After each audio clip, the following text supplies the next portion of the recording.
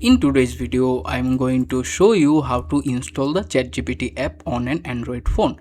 If you found this video helpful, don't forget to like the video and subscribe to our channel. ChatGPT is very convenient to use. You can ask it all kinds of questions and use AI to complete various tasks, do research and much more. So today I'm going to show you how to install the ChatGPT app on your device.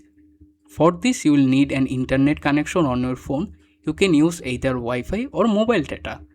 First, you need to find the Play Store app on your phone. Usually, you can find it on your phone home screen or app door. However, if you can find there, swipe up from the bottom of the screen, open the app door and search for it.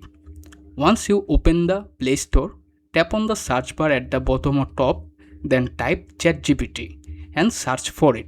Now as you can see, the ChatGPT app is here. To install the app, tap on the install button on the right side. Alternatively, you can tap on the name, scroll down, then tap on install button. Now wait for a moment while the app downloads and installs. The installation should take too long, however the time may depend on the speed of your internet connection. Once the installation is complete, you will see an option open button instead of the install button. Now I also want to show you how to edit the ChatGPT app on your phone home screen.